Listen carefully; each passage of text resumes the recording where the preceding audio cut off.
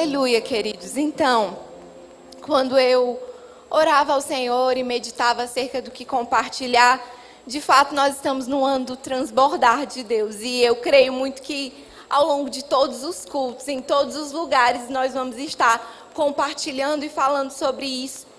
Mas saltou ao meu coração o Salmo 27, no versículo 4. Eu quero começar por aí. E eu sei que o Senhor já está nos levando a um bom lugar nessa manhã. Eu sei que coisas já foram despertadas e avivadas em nós no louvor.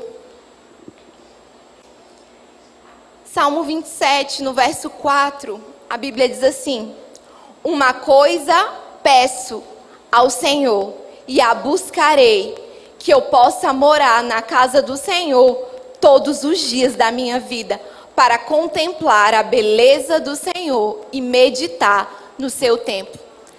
Esse salmo é um salmo de Davi, e é tão lindo ele dizer: uma coisa eu peço. Algumas versões dizem: uma coisa eu anelo. O quê? Que eu possa morar na casa do Senhor todos os dias da minha vida. E você sabe que a casa do Senhor, na Velha Aliança, ela representa o lugar, o templo onde a presença do Senhor estava. Mas hoje eu e você não estamos mais servindo a um Deus que está em um templo feito por mãos humanas, mas Ele veio habitar em mim, em você. Nós estamos numa aliança superior, com superiores promessas, e vivendo com um Deus morando dentro de nós.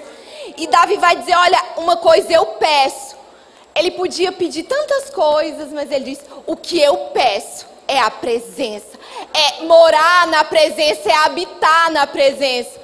Porque a presença de Deus não pode ser um lugar de passagem na nossa vida, queridos. Mas tem que ser um lugar de habitação. Um lugar onde a gente não sai. E sabe, ele vai dizer: eu não só peço, mas eu busco. Eu busco. Porque talvez se ele dissesse eu peço, a gente ia pensar assim: ah, então se Deus quiser, Ele vive ou não na presença. Mas Ele está dizendo: eu busco, porque existe uma parte que é minha e sua. A parte de querer estar, de buscar, de depositar tempo na presença, de investir a nossa vida. Essa é a nossa parte. E Davi tinha muita consciência disso. Ele diz: olha, eu peço porque eu quero viver na presença. Mas eu não só peço, eu busco. Eu disponho do meu tempo, da minha vida, da minha dedicação para estar na presença. E eu acho lindo porque ele diz assim: eu quero morar na casa, eu quero estar na presença para contemplar a beleza do Senhor. Aqui em James vai dizer: para contemplar a glória do Senhor e meditar. Sabe, é tão lindo ver que Davi diz assim: olha, eu quero estar na presença do Senhor para estar com Ele, contemplar da glória dEle. Porque ele poderia dizer: eu quero estar na presença para receber das bênçãos, para desfrutar dos benefícios. Mas ele entendeu que a prioridade não era bênção, mas a presença, estar com Ele, sabe? Nada contra as bênçãos, porque a Bíblia vai dizer que em Cristo, eu e você já somos abençoados com toda sorte de bênçãos. Mas eu quero te perguntar: o que motiva a tua vida com Deus? É só a bênção? Porque se for só a bênção, tem uma coisa errada, querido, que precisa ser alinhada. O que motiva a nossa vida de oração, adoração? Porque se o que motiva a minha oração é só um boleto que eu tenho que pagar amanhã, ou um diagnóstico que tem que passar, tem alguma coisa errada em nós. Isso precisa ser alinhado nos nossos corações, queridos. Deus quer um lugar onde a gente quer estar com Ele, por quem Ele é. Por contemplar a glória, por amar a presença, por anelar a presença. É para esse lugar que Deus está nos chamando. E se você observar, se for sensível às direções, você vai perceber que nessa casa e nos Verbos da Vida aqui do Maranhão, em todos os lugares, o que se ouve é um clamor da parte de Deus por mais intimidade, por um mergulhar mais profundo. E eu e você não podemos estar insensíveis a esse clamor, a esse convite do Senhor. No versículo 8 desse salmo, Davi diz assim: eu quero ler com você: ao meu coração me ocorre, buscai a minha presença. Buscarei, pois, Senhor, a tua presença. Sabe, o texto vai mostrar, não é, que o coração de Davi percebeu. A Nova Versão Transformadora vai explicar isso de forma mais clara. Ela vai dizer assim: o meu coração te ouviu dizer, busca a minha presença. E diante do convite, o que Davi diz é: eu buscarei, Senhor. Eu estarei lá nesse lugar de estar contigo. Eu não vou abrir mão da presença por outras coisas. Eu não vou me distrair com as coisas dessa vida. Eu não vou deixar esse lugar de estar com Ele, amando Ele. É isso, queridos, que precisa ser o cerne da nossa vida. De fato, quando nós buscamos ao Senhor, a Bíblia já vai dizer isso em Mateus 6:33, quando nós buscamos ao Senhor, tudo é acrescentado. Ele é mesmo o Deus que acrescenta, o Deus que recompensa, o Deus que galardoa aqueles que o buscam. Mas nós não buscamos Ele por causa do galardão. Nós buscamos porque amamos. Eu acho lindo lá em Êxodo, no capítulo 33, é um texto bastante conhecido, você pode ir abrindo lá. A Bíblia vai mostrar que Moisés, ele estava levando o povo, tirando o povo do Egito e levando o povo até a terra prometida. E nesse caminho a gente vai ver que o povo é rebelde, o povo murmura contra o Senhor. Mas no capítulo 32, o povo vai construir um bezerro de ouro. E aí aquele ápice que depois de murmuração, reclamação, o povo procura outro Deus para servir, cria para si um bezerro de ouro. E naquela situação de tamanha desonra, Deus diz para Moisés: olha, Moisés, eu vou mandar um anjo para levar vocês. Vocês vão entrar na terra que eu prometi, porque eu já prometi e eu não volto atrás na minha palavra. A terra é de vocês, vocês vão entrar, mas eu vou mandar um anjo para levar. Porque chega num ponto, querido, que estava assim demais. E eu acho tão lindo a conversa de Moisés com Deus. Ele diz lá no verso 15, é o que eu vou ler com você. Eu estou parafraseando a história para a gente ganhar tempo. Mas Êxodo 33:15, Moisés diz assim ao Senhor: se a tua presença não vai comigo, não nos faça subir deste lugar. Se não fores conosco, não nos envia, Senhor. Moisés estava dizendo: Senhor, a terra prometida não tem sentido nenhum sem o Senhor. Deixa eu te perguntar, a casa dos sonhos, o carro dos sonhos, a viagem dos sonhos, vale a pena sem Ele? Porque não pode valer, queridos. Não pode valer a pena. Nada dessa vida se compara à preciosidade que é estar com Ele. E isso precisa arder no nosso coração. Talvez você me olhe falando e você diga: meu Deus, ela fala de uma forma às vezes incisiva.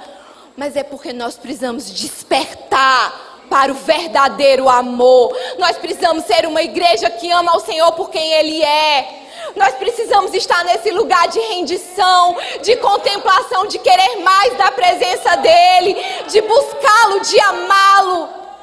E de manifestar a presença dEle, queridos. Porque se nós buscarmos ao Senhor apenas por coisas, a gente pode se frustrar. Tantas pessoas frustradas: ah, Deus me disse que me daria um carro. Passou 3 meses, não ganhei o carro. E é só isso que move? É só um carro? É só bênção, só coisas? Porque só os tesouros dessa vida não valem a pena, não. A Bíblia já alertou que isso, a prata, o ouro, isso aí, não é só isso, porque é destruído com o tempo.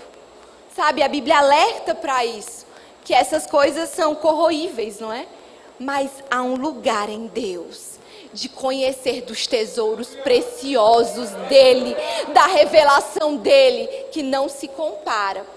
E Moisés, ele entendeu isso, e eu acho lindo que ele continua conversando com o Senhor, ele dizendo: ah, Senhor, se o Senhor não for conosco, nós não temos diferença nenhuma com os outros povos, porque o que nos difere dos outros é porque o Senhor anda conosco, vive conosco. Eu quero te dizer, o que faz a diferença na tua vida é o andar com Deus, é o viver com Deus, é o habitar em Deus. O que nos difere é andar com Ele, é viver com Ele, é estar com Ele, é isso. Porque senão, queridos, não tem nada de diferente em nós. É nesse lugar, é para esse lugar que Deus quer nos levar nessa manhã. Abre comigo em Salmo 63. Salmo 63, eu vou ler na NVT. Esse ano Deus está me movendo a ler a Bíblia em outras versões, porque eu era aquela pessoa que lia uma versão só. E aí eu estou lendo na NVT e algumas coisas saltaram ao meu coração, eu quero compartilhar com você no verso 1. Diz assim, 63:1. Ó Deus, Tu és meu Deus, eu te busco de todo o coração. Minha alma tem sede de Ti. Todo o meu corpo anseia por Ti. Nessa terra seca, exausta e sem água. Eu te vi em Teu santuário, eu contemplei Teu poder e Tua glória. Teu amor é melhor do que a própria vida. Com os meus lábios te louvarei. Sim, te louvarei enquanto viver. A Ti em oração levantarei as mãos. Tu me satisfaz mais que um rico banquete. Com cânticos de alegria te buscarei, te louvarei. Sabe, é um salmo de Davi onde ele está mostrando o amor dele. Ele está dizendo, Senhor, eu te busco com todo o meu coração. A minha alma tem sede, tem fome por Ti. E porque eu tenho sede e fome, porque eu te busco, eu entendo que Tu és o mais precioso. Ele vai dizer, é por isso que os meus lábios te louvam. É por isso que eu levanto as minhas mãos em oração. Sabe, quando existe da nossa parte um amor intenso, uma busca, uma sede, uma fome, uma adoração em espírito e em verdade, não fica só em espírito, algo tem que ser exteriorizado. Davi vai dizer, os meus lábios te louvam, as minhas mãos se levantam. Chegou um tempo mesmo disso ser manifesto no nosso corpo, queridos. Aquilo que a gente ama ao Senhor por dentro, aquilo que arde no nosso coração. Porque às vezes a gente vem para um ambiente de oração, de adoração, cruza os braços, fecha a cara e diz, não, eu amo. Ama? Desse jeito? E Davi está dizendo, porque eu amo, eu abro os meus lábios e louvo. Porque eu amo, eu levanto as minhas mãos. Porque eu amo, eu me rendo. Porque eu sei, Senhor, que a Tua presença me satisfaz como um banquete. E a NVT vai dizer, mais do que um grande banquete. Ele está dizendo, Senhor, eu descobri em Ti um lugar de deleite. Eu descobri que nessa presença há um lugar de prazer. Sabe, irmãos, eu creio mesmo em que a igreja vai viver um tempo, eu e você, de começarmos na presença do Senhor, não só para buscar uma resposta, uma direção, um recurso, mas de estarmos ali só para estar com Ele. E passar 1, 2, 3, 10 horas e a gente vai continuar nesse lugar, amando, buscando, se rendendo. Porque quando a gente vê na Bíblia os grandes avivamentos, todos começaram assim, em um lugar de oração e adoração, em que a presença veio, se manifestou poderosamente e o povo não queria mais sair do lugar. E curas aconteciam, milagres aconteciam, coisas se manifestavam.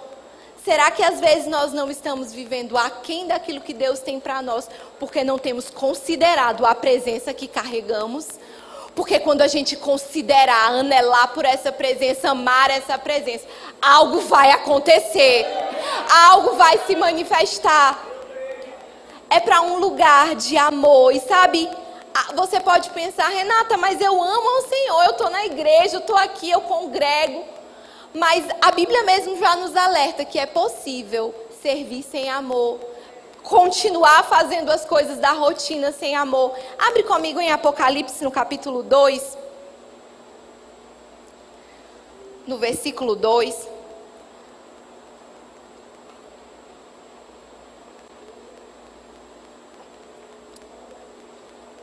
Na carta à igreja de Éfeso, tem um alerta da parte de Deus que mostra o cuidado dele para com a nossa vida. No versículo 2, a Bíblia vai dizer assim: conheço as tuas obras, tanto o teu labor como a tua perseverança. Sei que não podes suportar homens maus, e que puseste à prova os que a si mesmos se declararam apóstolos e não são, e os achaste mentirosos. Tens perseverança, suportas provas por causa do meu nome, e não te deixas esmorecer. Tenho, porém, contra ti que abandonaste o teu primeiro amor. Lembra, pois, de onde caíste, arrepende-te, volta às práticas das primeiras obras. Se não, venho a ti e moverei do seu lugar o teu candeeiro, caso não te arrependas. Sabe, essa instrução, esse alerta, essa admoestação do Senhor é interessante porque ele vai reconhecer que a igreja de Éfeso era uma igreja que servia, perseverava, não aceitava o engano, suportou até perseguição, mas fez tudo isso e abandonou o amor. Isso é um alerta da parte de Deus para que a gente não se deixe envolver apenas numa rotina ortodoxa de eu vou para o culto, eu ouço, eu volto para casa, vivo minha vida normal, sem amor, sem paixão, sem arder por dentro. Ele está dizendo, dessa forma não funciona. Dessa forma não é o jeito que eu quero. Ele sabe, fala, olha, tá, eu acho vantagem, vocês servem, vocês perseveram, tá tudo bem. Mas não é só isso, não foi para isso que eu te chamei. Porque o convite da parte de Deus, queridos, o apóstolo Paulo vai dizer em 1 Coríntios que há um chamado da parte de Deus, que é para nós estarmos na presença. Não é? E fiel é Deus, a Bíblia vai dizer assim, fiel é Deus pelo qual foste chamados para a comunhão do seu Filho Jesus. O chamado de Deus para mim e para você é comunhão, é amor, é compartilhamento. E nessa carta fica muito claro isso. Deus mostrando, olha, não dá para ser uma rotina. A nossa vida como cristão não consiste apenas em vir à igreja e dizer, eu já sirvo em algum departamento. Tudo isso é necessário, é válido, é importante, é precioso, é necessário, mas tem que ter amor envolvido. Tem que ter anelo, sabe? Tem que ter desejo, tem que ter aquela vontade nossa de estar com Ele, amando Ele. Porque, queridos, ninguém quer ter um filho que o busca só pelos presentes. Você já imaginou isso? Você tem um filho e ele só quer você quando você tem um presentinho para ele. Aí você pede alguma coisa para ele, ele até faz. Filho, pega uma água para mim, ele pega. Filho, tá aqui seu presente. Pronto. Esse relacionamento só de obedeça, recebo, peço, recebo, sem amor, não vale. Não é sobre isso, sabe? Eu quero mesmo, talvez às vezes, ser redundante, falando as mesmas coisas, mas para mostrar que o que Deus quer de nós é amor. Intensidade. Não é um amor superficial, não é algo raso, passageiro, efêmero. O que Ele quer é profundidade nele. É para esse lugar. E é possível nós estarmos tão envolvidos na rotina de, já tem tanto tempo, Senhor, que eu te sirvo. Já tem tanto tempo que eu te reconheci como meu Salvador. Mas o tempo foi passando e o amor foi esfriando. E às vezes a gente pensa que está tudo bem, mas Ele está olhando para dentro e dizendo, não está tudo bem. Porque eu imagino que para Éfeso estava tudo bem. Um povo que serve, um povo que persevera, um povo que está sofrendo até perseguição, mas está firme. Mas o Senhor disse, olha, por fora parece que está tudo bem, mas eu vejo o coração. E eu vejo que tem algo faltando. E quando eu pensei sobre isso, o Senhor me lembrou de uma história que está em 1 Reis, no capítulo 14. Eu quero ler com você.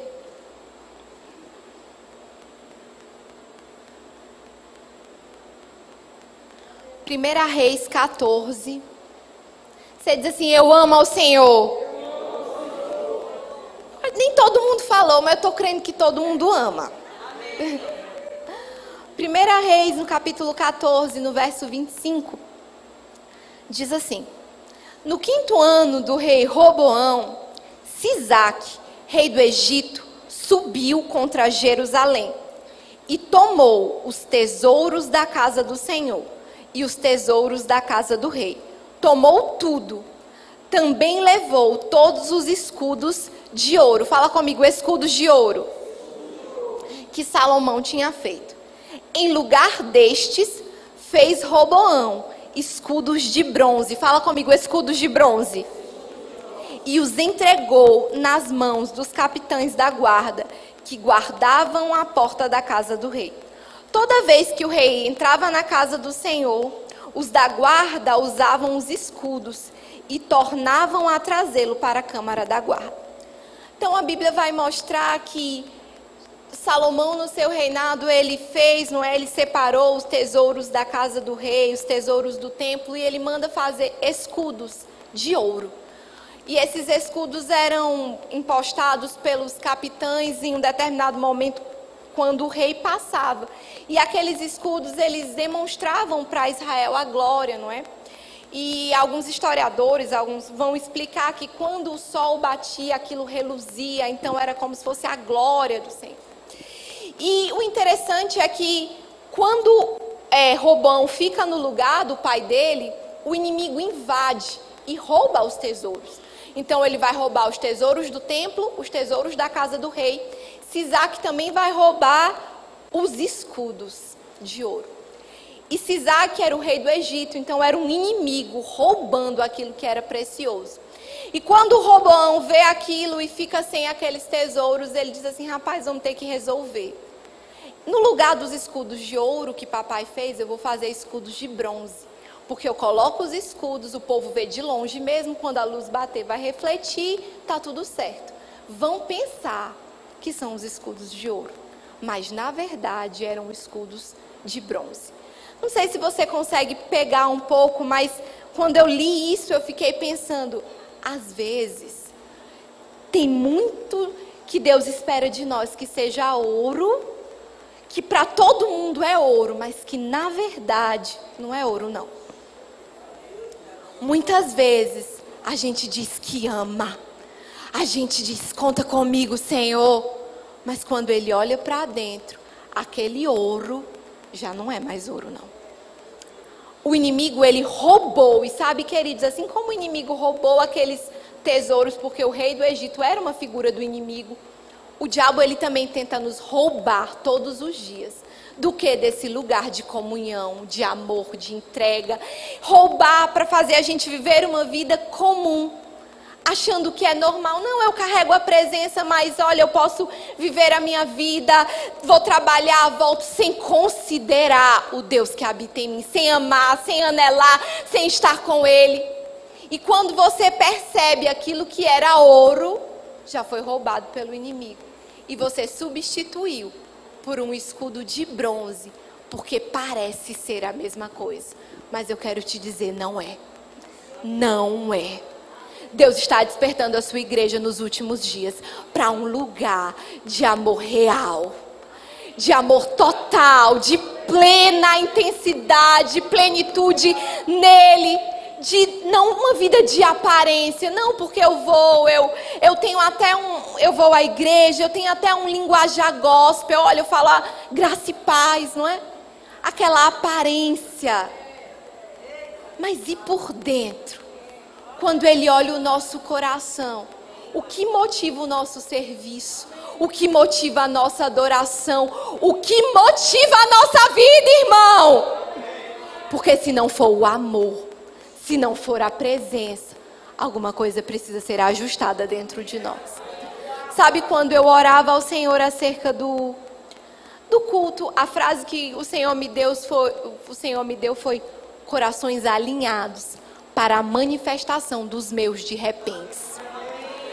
Deus quer alinhar o nosso amor, alinhar a nossa vida, alinhar o nosso adoração, para que da parte dele venham os de repente. Mas eu só quero te dizer, isso é só a consequência. O objetivo é a busca, o amor, a intensidade, amém?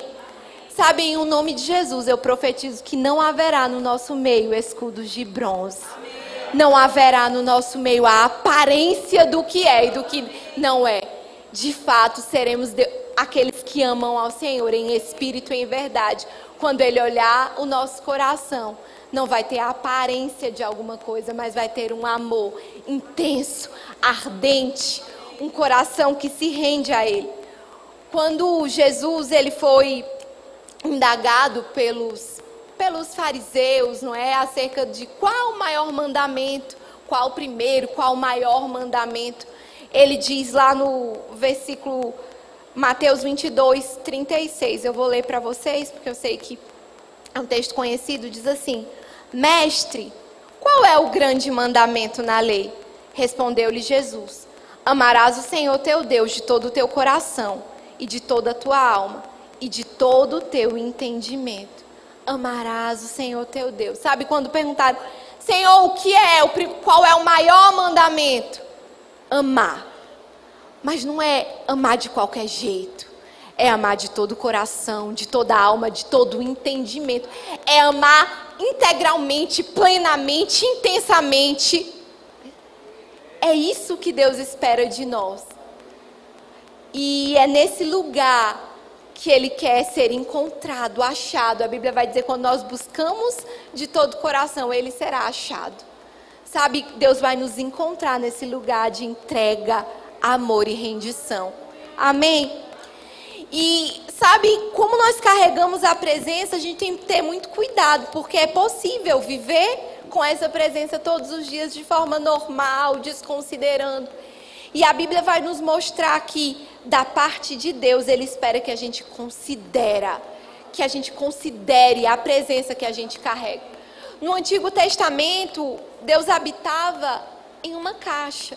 Sabe, Deus ama tanto o homem que Ele diz: eu quero estar perto, eu me coloco dentro de uma caixa para estar com Ele.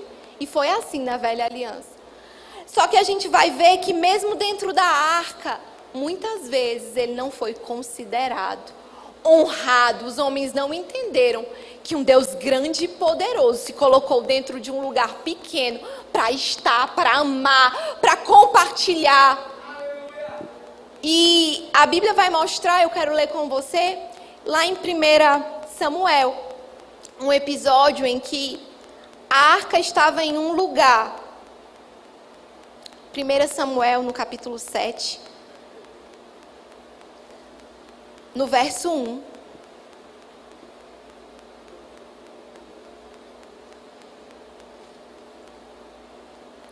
Diz assim: Então vieram os homens de Quiriate Jeraim e levaram a arca do Senhor à casa de Abinadab no outeiro e consagraram a Eleazar seu filho para que guardassem a arca do Senhor. Sucedeu que desde aquele dia a arca ficou em Quiriate Jeraim e tantos dias se passaram e chegaram a 20 anos e toda a casa de Israel dirigia lamentações ao Senhor. A Bíblia vai mostrar que a arca da aliança ficou em Quiriate Jeraim, em um lugar, na casa de um homem, na casa de Abinadab. A Bíblia vai dizer que aquela arca ficou ali por 20 anos, mas nada aconteceu. A única coisa que acontecia era lamento do povo, reclamação, lamento. É possível estar com a presença sem considerar e estar só lamentando, reclamando, preocupado, agoniado, nervoso. É possível estar vivendo uma vida normal com a presença disponível. Foi isso que aconteceu na casa de Abinadab. A presença ficou ali, não foi um dia, 2 dias, 20 anos. Mas o povo só sabia se lamentar. Agora a Bíblia vai mostrar um outro homem que teve o privilégio de ter a arca dentro da sua casa. Mas ele teve um comportamento diferente. Eu quero ler com você, que está em 1 Crônicas, no capítulo 13, no verso 14.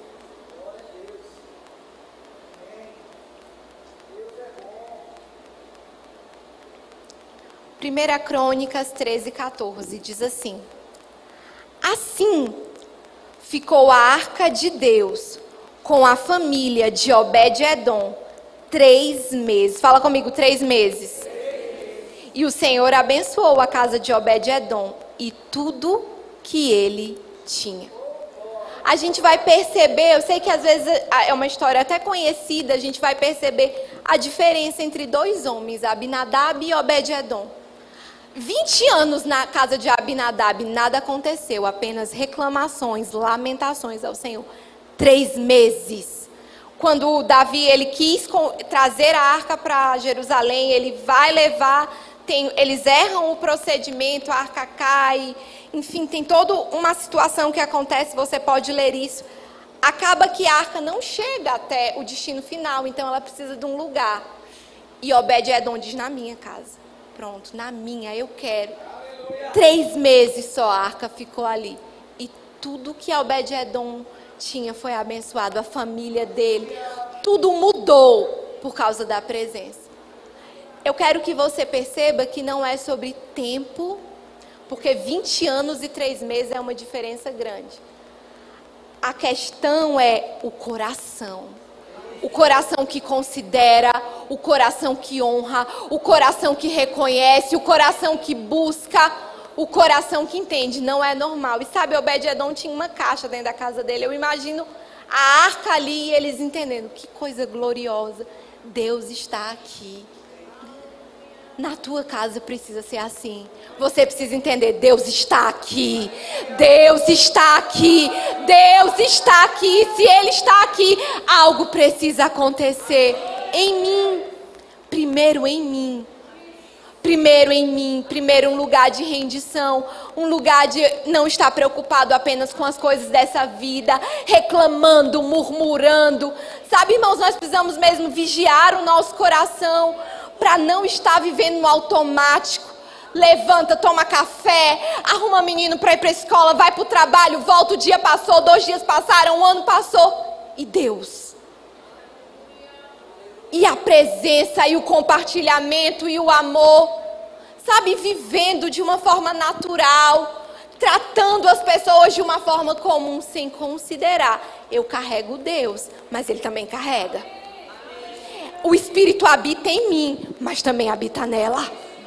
Tem que ter da parte de Deus, da nossa parte para com Deus, uma consideração. E essa palavra é ainda pequena, perto do que eu quero expressar, mas tem que ter um zelo por entender. Deus está comigo. Coisas precisam, sabe? A Bíblia vai dizer que Deus espera nos encontrar num lugar de deleite nele. E eu passei talvez uns 30 minutos já falando a mesma coisa e mostrando vários textos. Porque há um convite da parte de Deus para com a igreja. Venha a mim. Busque da fonte. Mergulhe. Esteja num lugar profundo. Me considere, me busque. Se renda, se entregue. Me ame. É isso, sabe? Não estar tão preocupado apenas com resolver, pagar, mudar situações, mas deixar com que a presença dele manifeste em nós, trabalhe por nós. Porque num lugar onde a presença dele é considerada, é honrada, há um fluir da glória. E quando a glória vem, queridos, as coisas acontecem, sabe? A antiga aliança vai mostrar prédios tremendo, coisas acontecendo. E não é diferente hoje, porque a presença está em nós. Se nós reverenciarmos, exaltarmos, adorarmos essa presença, a glória dele vai se mover em nosso favor. E você vai receber e desfrutar de coisas que você não pediu. Esse é o tempo mesmo da igreja desfrutar de coisas que não orou, que não pediu. Renata, por que chegou? Porque você estava amando, adorando e exaltando Ele. Porque você estava tão rendido que deixou a boa mão dele trabalhar por você.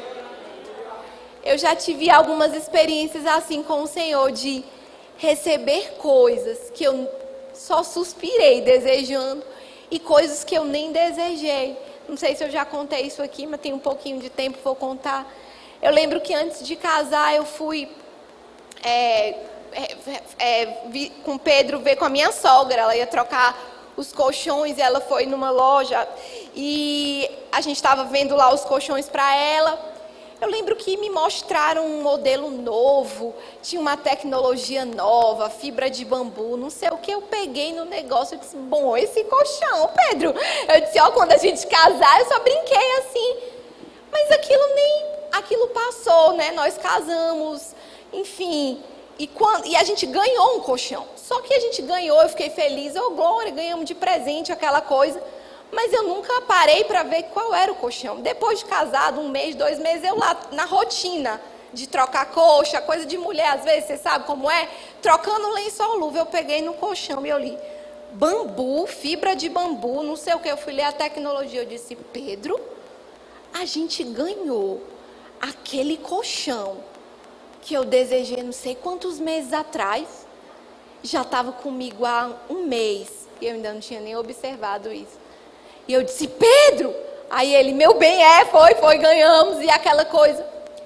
Mas naquele dia o Senhor me mostrou. Porque eu nem pedi aquele colchão, eu olhei, desejei, mas eu não fiquei crendo, falando, Senhor, eu quero aquele colchão, eu quero isso. Mas Ele fez chegar. Os meus olhos nem estavam naquilo, porque se eu tivesse ganhado outro, estava tudo bem para mim também.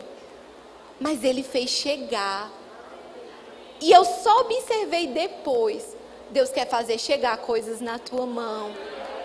Só porque você está nesse lugar de deleitar nele, Ele vai satisfazer desejos do coração. Ele vai realizar. Sabe, a Bíblia vai dizer que quando você busca o teu Pai em secreto, Ele te recompensará. Quando buscares, não é se buscares. Porque quando significa que há um tempo, tem que buscar. Quando você busca da parte do Senhor a recompensa. Nunca é o nosso objetivo a recompensa. Mas isso não significa que do céu não haverá o galardão. Haverá. Haverá galardão, haverá manifestada a bênção, haverá provisão, haverá aumento, haverá. Mas porque o nosso coração está no lugar de amando Ele, desejando Ele, tendo fome e sede da presença dEle. Esse é o convite de Deus para nós nessa manhã. Você pode ficar de pé? Nós vamos mesmo tirar um tempo para se derramar, sabe? Depois de tudo que Deus compartilhou conosco essa manhã, eu acredito mesmo que Ele espera que nós façamos algo. Ele espera um lugar de mergulhar, de estar mais profundo. E esse lugar, sabe, não é um lugar porque a ministra da manhã está chamando para você ir. É porque você ama Ele e quer estar com Ele. Não é porque o tema do ano, a palavra profética foi transbordar. É isso, mas é porque você ama, porque sem amor não tem transbordamento. Como eu vou me encher de algo que eu não amo? Você precisa amar, desejar. Aí sim, vai da parte de Deus mesmo haver uma revelação, uma manifestação gloriosa sobre nós. É um ano de nós transbordarmos em Deus, porque estamos sendo encontrados em um lugar secreto nele. Você pode fechar os seus olhos e não esperar por mim, mas começar a render o seu coração. Deus quer alinhar corações para manifestar de repente. Deus quer alinhar corações para manifestar de repente. O que precisa ser alinhado é a nossa busca e a intenção da nossa busca. Som do teu coração nessa manhã. O que move a tua oração? O que move a tua adoração? O que move a tua rendição? Porque não pode ser só aquilo que a gente precisa resolver na segunda-feira. Não pode ser só um boleto que precisa ser pago. Tem que ser honra, amor, gratidão a Ele.